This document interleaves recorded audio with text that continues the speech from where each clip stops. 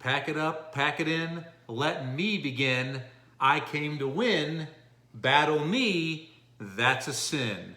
Welcome in, welcome back to a very special episode of the Touchdown Black and Gold Vlog, where we honor, discuss, examine, and celebrate all things college football across the entire college football landscape, but with a very special emphasis on our beloved black and gold squads of the Missouri Tigers and our Iowa Hawkeyes. Welcome back. It is game week. That's right. The season has begun. Ragnarok has begun. We had a great week 0. We were very entertained, unless you're a Nebraska fan, in other words. But other than that, it's a great time to be a college football fan because the season is nigh. This Saturday, Thursday, Friday night, we have games that matter. And welcome back. This is excellent to have you back. This is my very special episode. This is my week 1 Pick'em segment. If you're not familiar, if this is your first time joining me on the Touchdown Black and Gold vlog, usually every Thursday, I will have 15 games that I will pick each and every week. Some that are absolutely your blockbuster games that you know a lot about, but some will be kind of some off the radar type games. So I pick these, not necessarily at random, but I definitely try to mix it up and keep all of the conferences involved. At least every conference, whether you're Power 5, non-Power 5, will be represented in my picks. And of those 15 picks I have every week, I have 6 specialty picks each and every week. When our Iowa Hawkeyes and our Missouri Tigers are playing, I always will pick those games. And also I will have the Academy game of the week, which within that will always be one game, whether it be Army, Air Force, or Navy. It's my way to salute and give back to the men and women of the armed forces and all that you do for us. And I also will always have a non-Power 5 game of the week, to where the 2 best non-Power 5 teams are facing off mano-a-mano beyond Thunderdome style. I always have a FCS Spotlight Game of the Week. Basically, I give a lot of love and shout-outs to the FCS level programs. I spent a lot of years of my life down in SIU Carbondale, so FCS football is also a way of life for me. And also, there's always going to be my Spotlight Game of the Week. And you definitely want to stay tuned for that, because I have a very surprising potential pick for you, unless you happen to be a resident of South Bend, Indiana. Before we go any further, I'd like to welcome back my sweet brother Noomsy. Anthony, I'm up here on the road, as you can tell. I am not in studio this week, aka my basement. Traveling for a little bit of family business, but it's all good. So it's great to have Anthony back with me. Anthony, say hello. Hello, greetings from Iowa City. Good to have the show finally in the Mecca of Kinnick Stadium, where our beloved Hawkeyes do play. Absolutely, absolutely. And if you haven't watched it yet, please feel free to check it out. I don't think you'll like it. I know you'll love it. We just got done recently, as of earlier tonight, doing our Iowa Hawkeye 2022 preview and prediction show. Definitely want to check it out. And this good-looking man right here will also be accompanying me. My best man at my wedding, the better man, like Steve Buscemi from The Wedding Singer. Well, I'm not the one who quoted Jump Around, a Wisconsin song to start your podcast. That is true. But hey, I'm just, I got no problem with the cheese. All right. And also, too, we're also joined by Iowa Cub, giving some homage to the great George Kittle at the NFL. And hopefully, I know probably by now your NFL fantasy drafts have been concluded. Oh, yeah. And hopefully you had a chance to pick the best tight end in all of NFL football, hands down. Tight end you. Tight end you, Next that's one's right. coming, Sam Laporta. That's we'll right. talk about him. That's right. So this is excellent to be back. I'm so excited. Week 1, and also every week, but not this week, I always include with my Pick'em segment some potential what kind of games, Admiral Akbar? It is a trap. Some trap. It's a trap. I usually have some trap games, but being week 1, definitely just don't know what every team has quite yet. So I gave Admiral Akbar the week off. He's still relaxing, hyperspeeding throughout the galaxy. Far, far away. Well, yeah. And his ignominious fate in the final Star Wars movie, unfortunately. We don't talk about that. We don't talk about that. Like, we don't talk about Bruno, all right? And hopefully at the end of the season, I can be right at 70% correct. That's my goal. Last year, which was the first inaugural year of the Touchdown Black and Go vlog, wasn't exactly my best season. I don't expect any calls from College Football Game Day or Fox Big Noon to replace anybody, but it was a year unlike any other. I mean, who saw that coming last year? I think overall with the bowl games, I was at 58%. So yeah, rough year for your host, Blair Parks. Holla at you, boy. But hopefully at the end of the season, I'm looking at 70% or better. D+. I know. Very often. But before we proceed, let me go ahead and clean myself up a little bit. Peanut style. Hey, lady. Ming. There we go. This is better. And every week during my Pick'em segment, I always don my game day attire. That's just how it is. It's tradition, and that's what I love. That's what I respect. So let's get into it. So game 1, and the nice thing about this is we have some games Thursday night. And in the past, I have never included any games on Thursday night, but being up here with my brother, I saw the opportunity. And plus, our Missouri Tigers are kicking off Thursday night. So this will be the only time I really have Thursday night games included in this, giving some of you guys a chance to, make your bets or a little bit of friendly wagers, your office pools. So that's why I want to give you plenty of heads up to see what you think. All right. So our first game, it is a Big East rivalry renewed.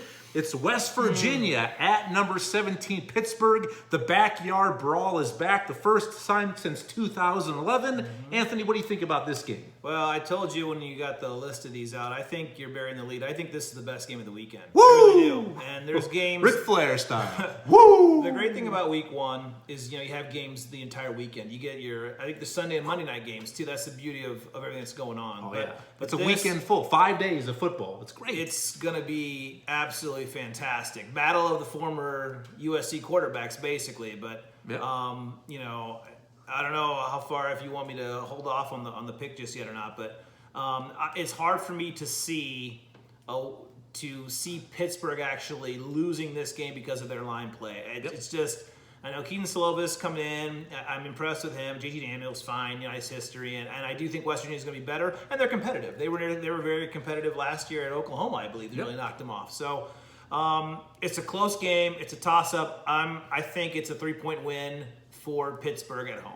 Okay, so you're taking Pitt, and you brought it up, Anthony. I love this. This kind of game reflects the brand new college football, the transfer portal. I mean, I like the intrigue of this game. This is the most intrigue of any game because of the personnel, how they have crossed. I mean, these guys are definitely friends. If you're not aware, they're both USC outcasts, the misfits, former USC quarterbacks, like Anthony said.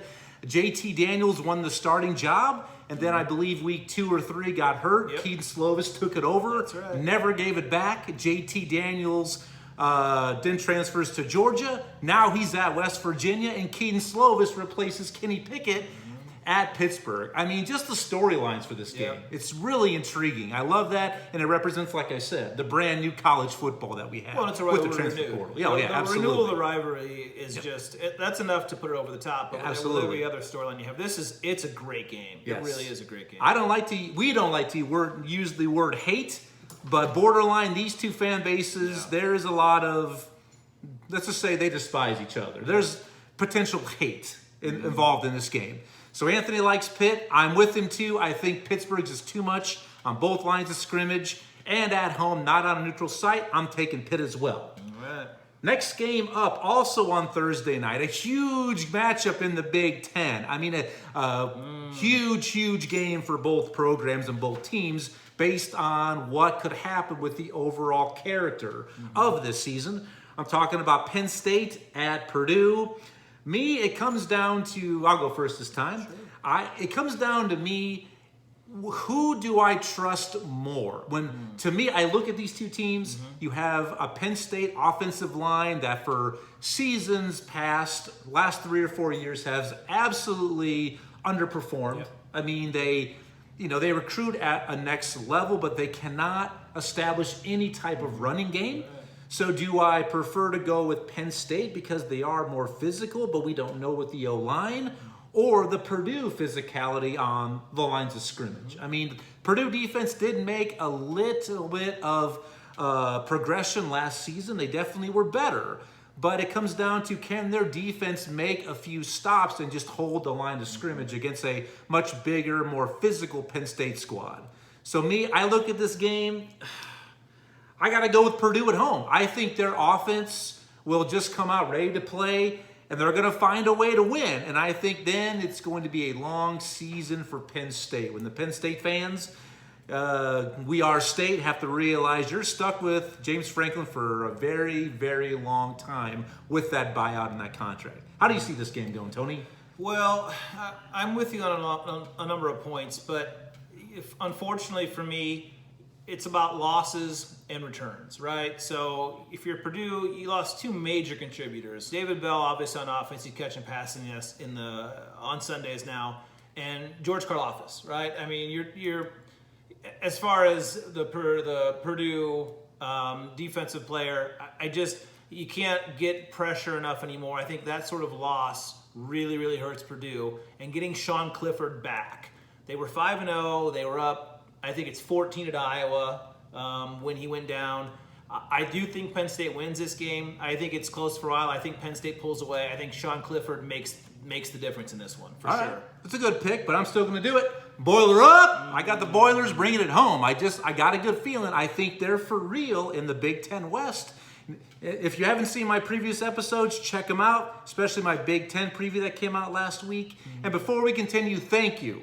Gracias, Origato, Dankeschön, a little Ferris. Very nice. Thank you for all that you have done. Subscriptions are up, comments are up, likes are up, shares, everything. I appreciate all you do for the channel. Please, let's keep it going. Well, and I agree. Purdue's going to be highly competitive. Yep. I do think Penn State needs the game a little bit more. I mean, Purdue's got the drum, so that's great for them. But I do think Penn State wins. All right. So we have our first disagreement.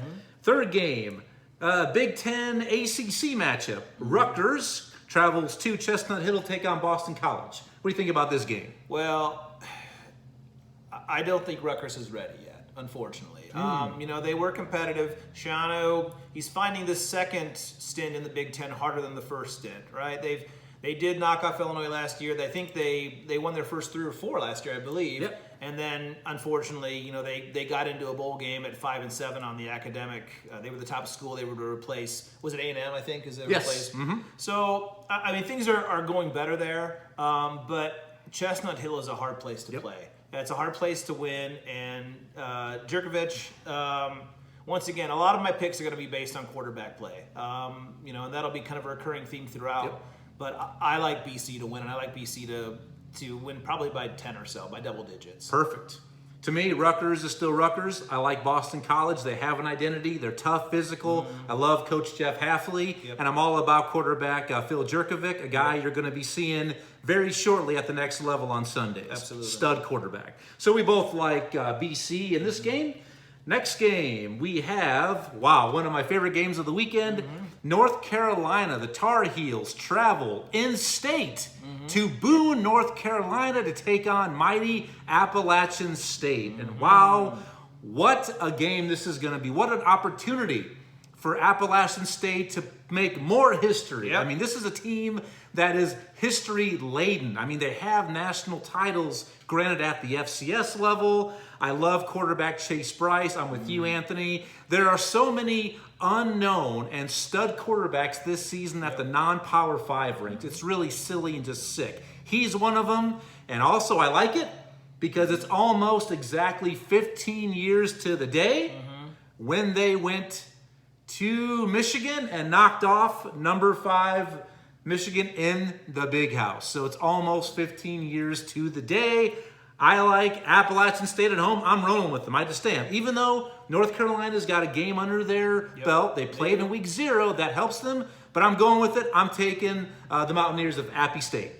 So I'm going to say that I think this is the Mountaineer team to back this week. I'm going to agree with you here, all right? Beautiful, I like Pittsburgh beautiful. to win in the backyard brawl, but I do like Appalachian State to win this game. North Carolina, they were impressive, right? They were impressive against FAMU, but FAMU, we'll talk about them later, Ooh, yeah. down 25 players, a lot of academic ineligibility, a lot of administrative issues there.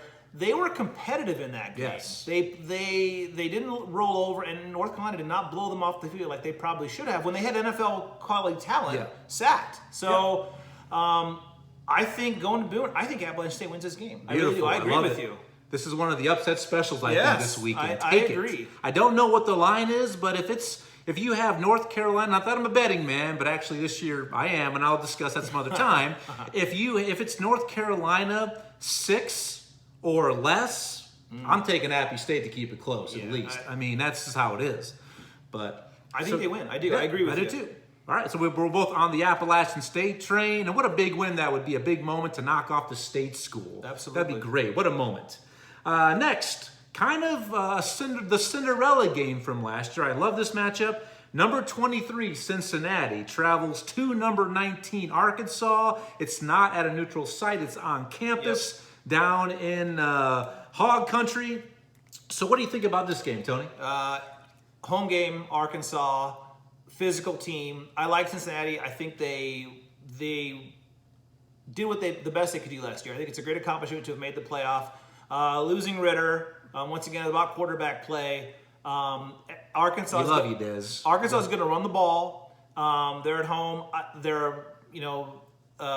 They build their team on offensive line play, and they're going to run the ball. And I don't think that, unfortunately, Cincinnati, as good as their defense was, I don't think they're going to be able to stop them. I think Arkansas wins this game. Okay, I'm with you. I mean, monumental seasons last season for both of these squads. We all know that Cincinnati just shattered the glass ceiling, making it to the college football playoff field as a non-Power 5. And Arkansas last year had more wins than the previous 3 years combined. Both of these programs going in the right direction, but I just think Cincy lost way too much. I think, actually, I predicted that they would go from college football playoff to not even making the American Athletic Championship game this season. I like 2 other teams to square off for that. So I'm with you. I just like the speed and strength at home of Arkansas. I think it'll be close for a half, but I like the Hogs to pull away in the second half as well. They wear them down. It's just physicality, bigger line. They wear them down. All right. So we're both with the Hogs. Pig sweet. Yeah. All right. Next game. Probably most people would say this is one of, if not the biggest game of the week, but we'll get to it. We have a big one. Number 11, Oregon, faces number 3, Georgia, the defending national champions, in a neutral site game in Atlanta, which is an hour and 15-minute drive from Athens. That's between them. That's between them a little bit. I mean, I wasn't great at geography, but a neutral site between the Ducks and the Bulldogs. Wow, what a game. I mean, there's so many storylines in this game, too. Oh, yeah. You have former UGA defensive coordinator Dan Lanning leaves them in the offseason. He's now the head man on the sideline at Oregon. So I expect a lot of recon in this game. He knows what Georgia's trying to do, but also vice versa. Kirby Smart and his boys, they know what Dan Lanning's going to try to do on defense. So this is going to be a competitive game. I think it's going to be closer than what the spread indicates. Last time I checked, it was, I think, 18.5. I mean, that's a lot of points. Okay. That's a crazy number. Yeah, and this Oregon team is physical. I mean, last year, that's how they knocked off Ohio State until they got defeated and beat at their own game twice, miserably, by Utah. But this Oregon squad can hang with them physically, I believe. I think they will push them. They'll definitely make Georgia work for it. They've got transfer quarterback Bo Nix from Auburn. He knows the SEC. But I think in Atlanta, I think that there's just something about Stetson Bennett and his great smell, that Stetson cologne. I still like Georgia in this game, but I think it's going to be a lot closer than experts think. How about you, Tony? Well, I agree it's going to be closer than 17.5, whatever that number is. Yeah. But so here's, I cannot get the recurring image out of my head of what Utah did to Oregon in the Pac-12 Yeah, championship. you can't get it out of your head. I love Dan Lanning. I love the fact how he built that defense up into, as you've said before, a pro-style defense. Yeah. I mean, yeah, they lost a ton. They still have a ton there. Approximately 34 NFL players, roughly. I mean, they might have been closer to 134 at this point, left Georgia last year. But they're going to have a lot back. I think the knowledge is negated by Smart knowing sort of how to scheme against Lanning's defense and so on. So I don't buy a lot into that. But I just can't get it out of my head. They're running free over and over again. And I think the worst possible thing that happened, unfortunately for Oregon this year, is to have won at Ohio State last year. Yes. I think if they wouldn't have pulled that upset, and let's say they went in there, they lost last year, then maybe they're not so keyed up, right? Yep. Maybe you don't expect them to be physical. But because they sprung that upset last year, Absolutely. I think Georgia's going to be ready, and I think I just can't see Georgia losing this game. I do think it's closer than expected, but Georgia's going to win. Yeah, I'm with you. We both like Georgia, and I completely agree. I cannot not see what happened between Utah and Oregon, not once, but twice in like a 3-week span last year. Yeah. It was like the Oregon defense were like the people of Tokyo. There's Godzilla rising out of Tokyo Bay. Oh, run! That's what it was like, and they came right at them downhill. So, excellent. I agree. We're both with Georgia on this one. Yep. All right. I love this game, too. I love it. We got Boise State travels to Corvallis to take on the Oregon State Beavers. Wow, what a game this is going to be. Tony, why don't you go and set the stage for this game for us? What you think? I'll make this one simple. Oregon State is underrated, and they are tough, and they can run the ball. Yep. And as Boise State's competitive, right? They're gonna have a good team. They always bring a good team wherever they go. But in this case, I can't see Oregon State. I think that's a sleeper team in the Pac-12 North, to be honest with you. Absolutely. And I absolutely agree. I'm with the Beavers. One of my best bet totals. I think they were 6.5. They are going to be a sleeper. And if the Pac-12 was doing divisions this year, which they are for scheduling, I actually think they could have maybe won the Pac-12 North because they host Oregon in the rivalry game, which I can't say its name anymore, at the end of the year. So I love this Oregon State team. But once again, the Boise State quarterback, Hank Bachmeier, he's back, lots of experience, but away from the blue turf. They won't give the Beavers a headache, or me and anybody else who's watching it. So I'm also on board with the Beavers. Next game. I love this game. Another just huge intrigue game. I'm so excited to watch this one, I believe, on Sunday night. Florida State travels to Death Valley, goes to LSU. Wow, what a game this is going to be. I mean, you have two coaches on separate ends of the spectrum. Mike Norvell, basically win or get it done. Coach Brian Kelly comes in from Notre Dame. Wow, LSU loses a lot to graduation, to transfer portal. They still have a few good pieces there. Quarterback Jaden Daniels from Arizona State's there. Running back Noah Cain, even though he couldn't get a lot of yardage at Penn State. Maybe he opens it up there. I love this Florida State team. They've got a lot of experience back. One of my sleepers in the ACC Atlantic Division. They do have one game under the belt. They played week 0, but nobody goes to Death Valley and wins other than a team named Alabama. I'm with LSU on this game. How about you? I'm with LSU also. Brian Kelly wins games. Jaden Daniels, he's an unusual quarterback for him. I mean, typically, it's not that he doesn't have running quarterbacks, right? But typically, you think of his success at Notre Dame, they've been pocket passers, more or less. But I think he's going to be successful. I think he's going to wake that sleeping giant. LSU is just, obviously, they've won some big games. The Mad Hatter had him competitive in many seasons. But I think Brian Kelly is going to be really successful there, and I expect him to start knocking off Florida State this weekend. They're Duke University, the Dukes of Duquesne. It doesn't matter. They're not prepared for LSU at night in Death Valley. Give Kelly 5 seasons, he'll win a national title at LSU. The way he can recruit and get the players there now, compared to Notre Dame with the academic standards, 5 years, he'll bring home a title to Baton Rouge. I like that prediction. Wow. Next game, my favorite game of the weekend, because for me, it's playoff or bust. I've got them in the playoff field. Number 7, Utah travels to the Swamp to take on Florida. It's a night game. Tony, what do you think about this game? Wow, what a game. Well, I fully expect Utah to be in the top 5 after this game. Yep. Right? That may be a little bit of a preview for later, but regardless of what happens with Ohio State and Notre Dame, Utah is going to show out. This game, I don't think it's, honestly, I know you're looking forward to it, but I think Utah is going to be all over Florida. I am not at all impressed.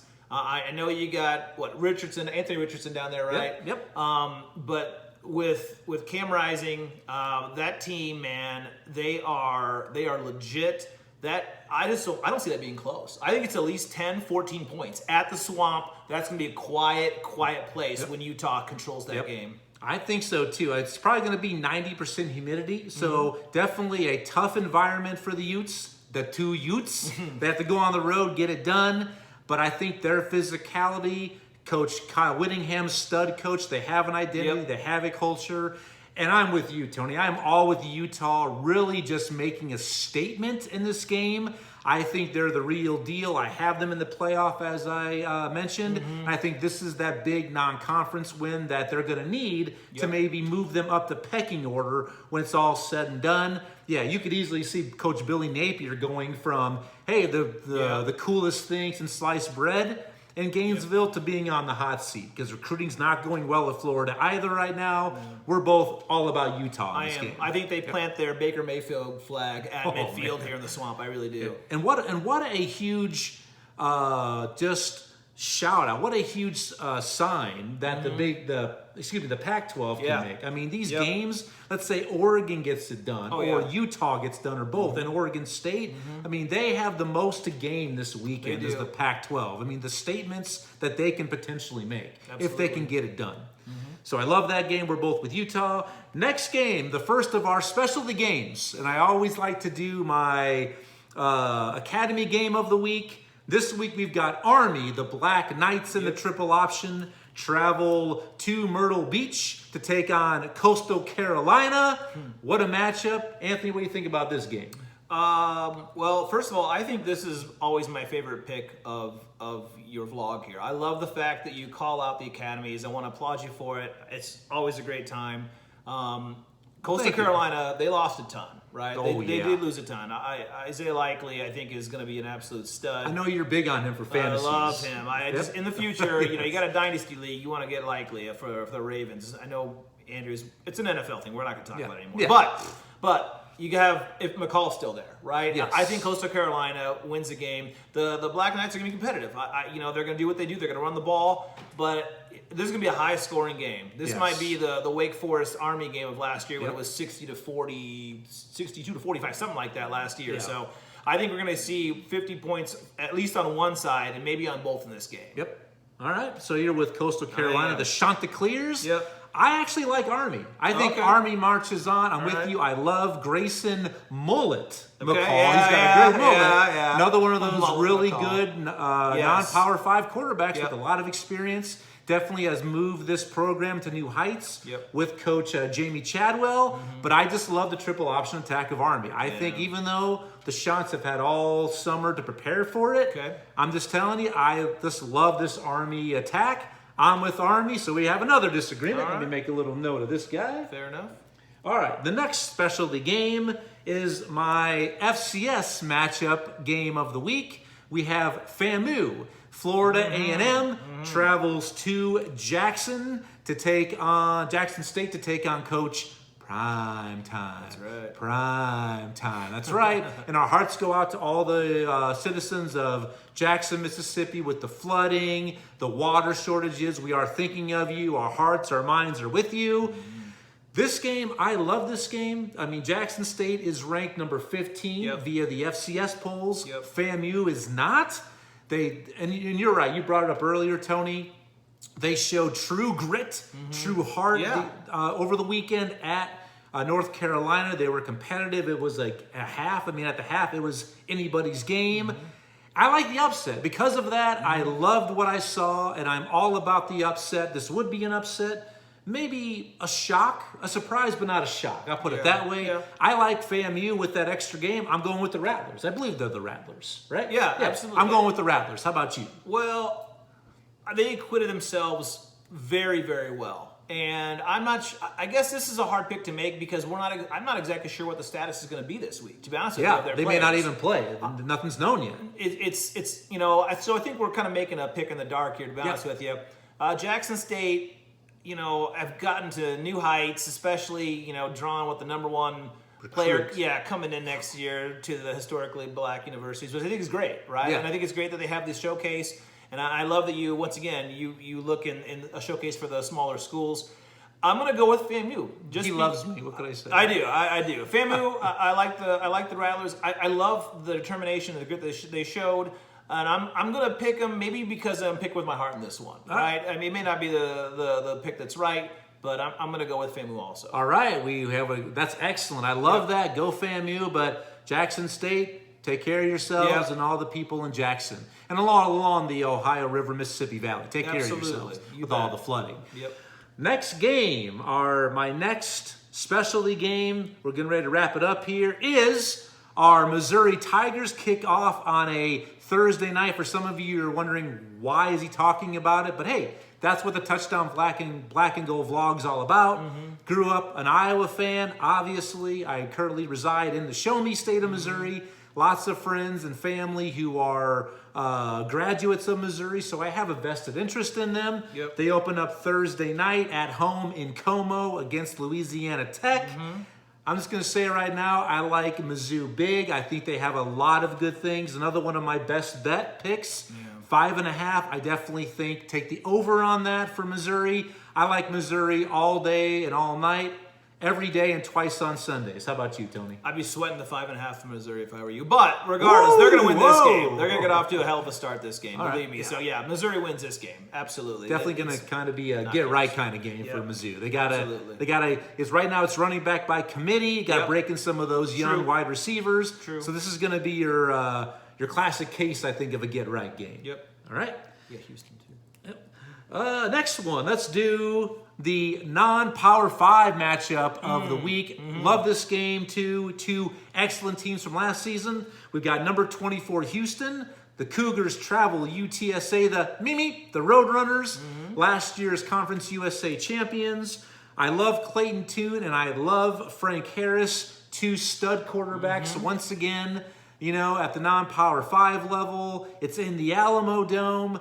For this game, I just think Clayton Tune, the Houston offense, their athleticism, speed, just a little bit too much. I like Houston. How about you, Tony? I love Houston.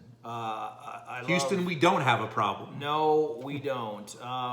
Obviously, you mentioned Tune there. Dana Holgorsen, not sure to say his name, but regardless, that guy has got it rolling. I think, you talked about your playoff picks before. I think Houston, if there's not two SEC teams this year, I think Utah and Houston have a great chance. There we go. I love I that. think Houston's going to be undefeated going into the championship game, and I have a feeling that could be the Cinderella team that actually makes the playoff this year, if it's not Utah, because I think the Utes are going to be there, too. There we go. Absolutely. All right, so we're both with Houston. All right, so our Iowa Hawkeyes, another one of our specialty games.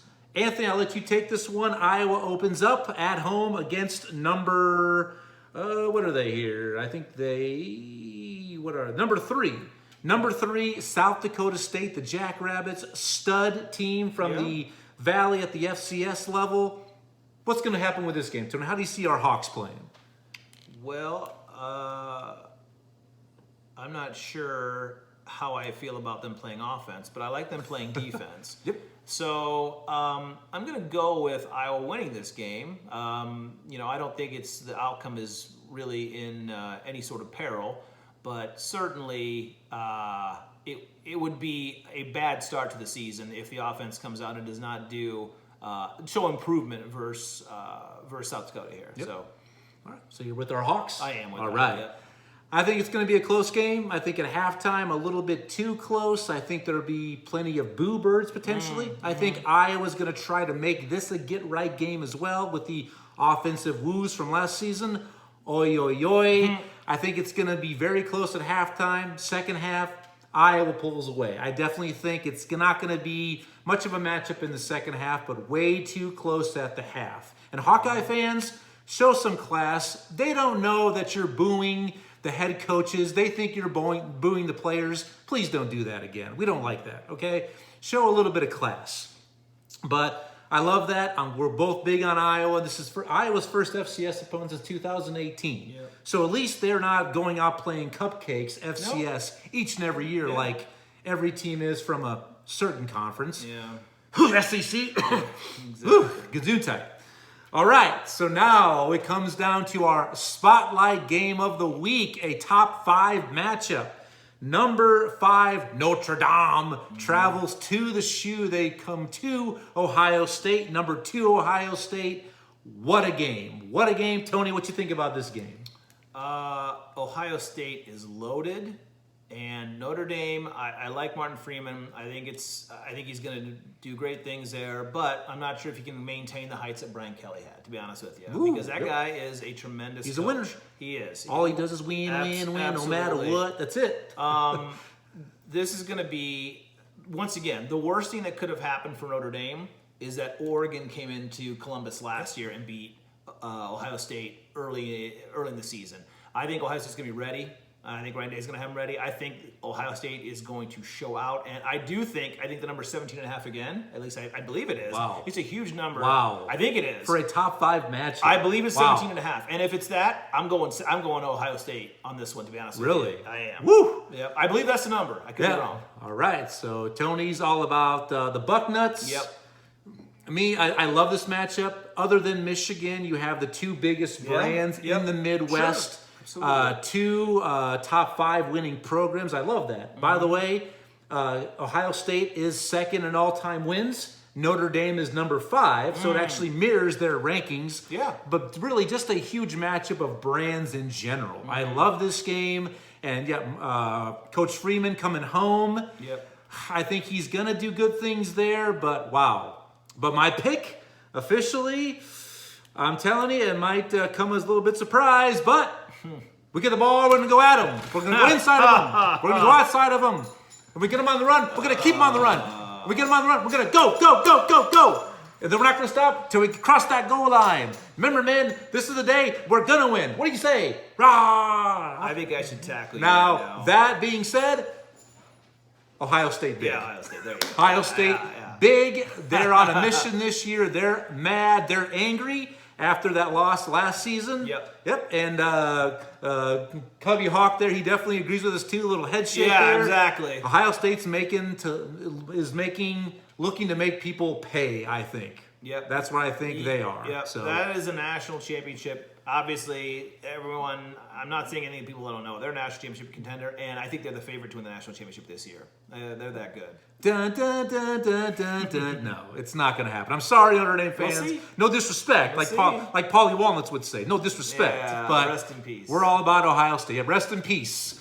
But okay, that's it. Thank you very much for joining us and for all that you do. Please like, share, subscribe, comment. Let us know what you think. You agree, disagree. One parting rest in peace. Maybe you're not aware of this, but Sir Big Spur, the South Carolina Rooster, is no longer living, but now he has been renamed because of a change in ownership of the Fighting Cock of the Rooster. Yeah. He is now called the General. So the General will be on the sideline joining Cocky after a fan poll. Very nice. I definitely know that one name that was garnering a lot of popularity among Twitter, Facebook, Instagram. Definitely the Cock Commander was definitely leading for the longest time, but I don't think that was ever officially a option. Close. Unfortunately. Close. But yeah. See, here on the Touchdown Black and Go vlog, I'm all about news from all directions. Headlines, breaking news. I got you covered from East Coast to West Coast, everywhere in between. All right. So I guess some people would say that I have the cock covered. Yes, you and Spencer So Rattler. there we go. Good, fantastic. Good for you both. Yep. So next week, it's business as usual on the Touchdown Black and Go vlog. I'll be putting in OT the rest of the year. Not 1, not 2, but 3 episodes next week. I'll have my weekend review Monday, probably Tuesday next week because of the holiday. Wednesday will be my weekend preview show, and then I'll have on Thursdays from here out my pick'em segment for the upcoming week. The hardest working man in show business. That's right. right. That's right. The best color man in the business, Artie. There you go. That's all we got. One goddamn hit. but thank you for all you do. Please like, share, subscribe. Enjoy the football. It is back after the longest hiatus. It's great to have it back. Until next week, peace, progress, prosperity, and thank you for joining us on this very special episode of the Touchdown Black and Go vlog. We'll see you later. Bye-bye. Go App State. Oh, that's right.